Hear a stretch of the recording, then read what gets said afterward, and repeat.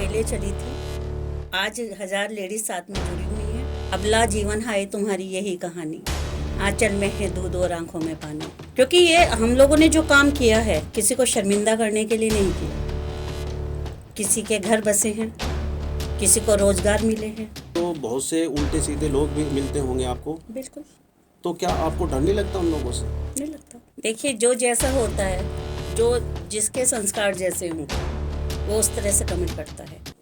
नमस्कार, मैं हूं जाकिर अहमद और आप देख रहे हैं लाइव 18 न्यूज़ हिंदी। आज हमारे स्टूडियो में समाज सेविका सरिता परासर जी और नीतू सिंगल जी आई हैं। मैडम, आपका स्वागत है स्टूडियो में। आप काफ़ी दिनों से एक संस्था में काम कर रही हैं मैम, आपका बहुत बहुत आभार। महिलाओं को भी आप कार्यक्रम के द्वारा घर घर जाके उनको संस्था के बारे में बता रही हैं।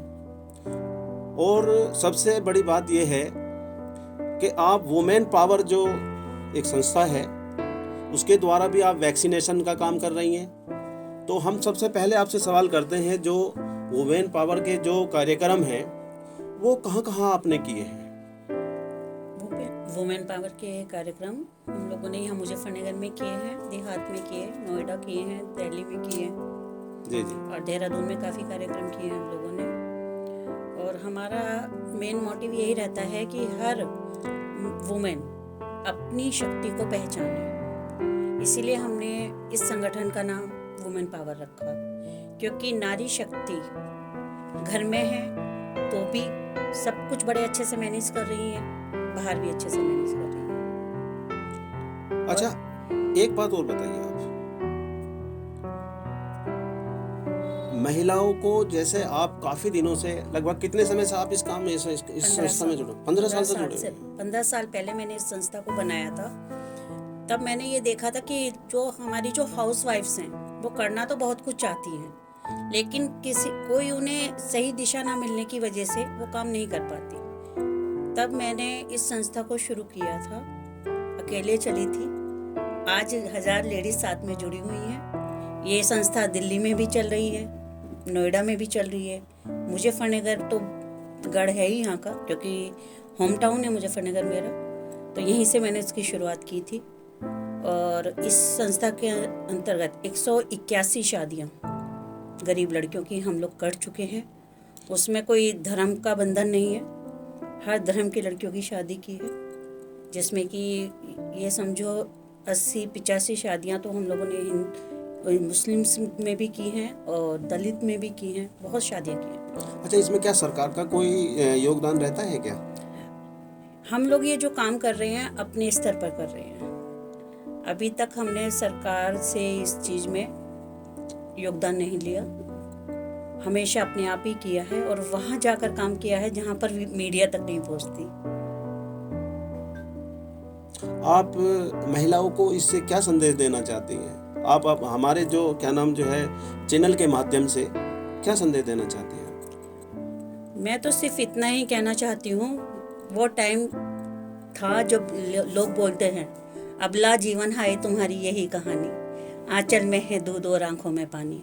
पर नहीं, आज ये कथन सब लोगों ने गलत साबित कर दिया, क्योंकि नारी हर जगह है।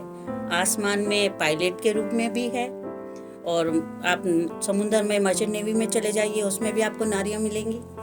और टीचर 80% नारियां हैं। जब टीचर नारी हो सकती हैं तो नारी क्या नहीं कर सकती?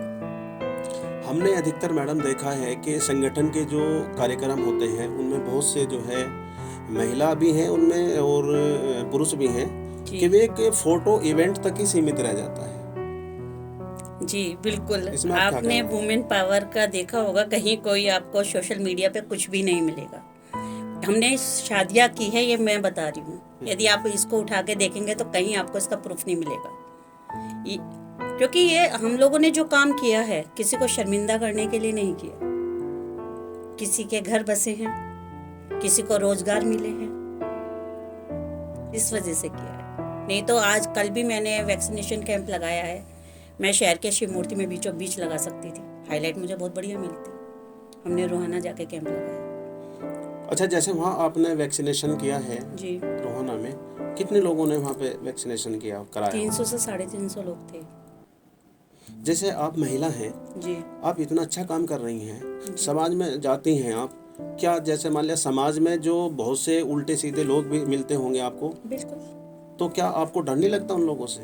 नहीं लगता, नहीं। नहीं लगता। डर कर काम थोड़ी होता है। डर उसको लगेगा ना। अच्छा मैम, एक बात और बताइए, इस सरकार में महिलाओं के साथ बहुत सारे अत्याचार भी हो रहे हैं, चाहे वो शादी के बाद हो या शादी से पहले हो, उनके बारे में थोड़ा सा आप हमारे दर्शकों को बताएं।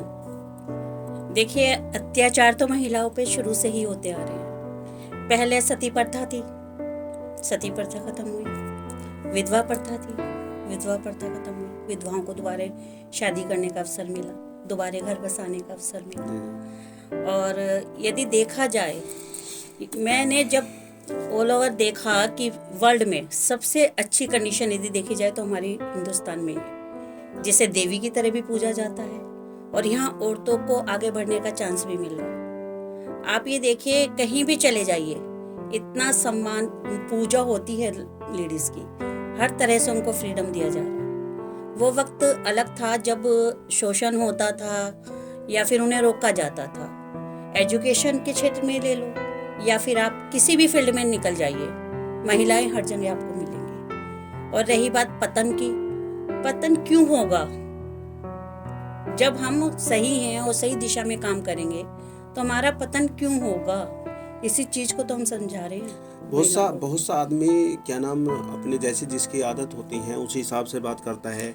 हमने अधिकतर जो है कार्यक्रम में गए हैं, हमने देखा भी है, अधिकतर जो है महिलाओं को जो है कुछ उनके बारे में जो ना भद्दे कमेंट करते हैं, कुछ उनको कपड़ों को लेकर करते हैं, कुछ उनके जो है किसी मामले में करते हैं। उनके बारे में कुछ कहना चाहेंगे आप? देखिए, जो जैसा होता है, जो जिसके संस्कार जैसे होंगे वो उस तरह से कमेंट करता है। सबसे पहला पॉइंट ये होता है, हम लोग इन चीज़ों को इग्नोर करते हैं। जब हम फील्ड में काम कर रहे हैं और जब हम ये समझ रहे हैं कि हम मर्द से किसी भी कीमत पे कम नहीं हैं, तो फिर क्यों इन सारी चीज़ों पर ध्यान देना? हमें काम करना है, हम काम कर रहे हैं। और कमेंट्स तो शुरू से होते आए हैं, हर क्षेत्र में है, हर बंदा है। लेडीज़ भी कमेंट्स कर जाती हैं, लड़के भी कमेंट्स कर जाते हैं, लेकिन उस चीज़ पे ध्यान क्यों देना? बहुत अच्छा। आपने देखा कि हमारे साथ जो समाज सेविका सरिता परेसर जी थी, उन्होंने बहुत सारी बातें हमारे लाइव 18 न्यूज़ चैनल को बताई हैं और उन्होंने ये भी बताया है कि जो महिला है वो पुरुष से कभी कम नहीं है, ना ही पहले थी ना ही आज है। वो पुरुष के सामने कदम से कदम मिलाकर चलेगी।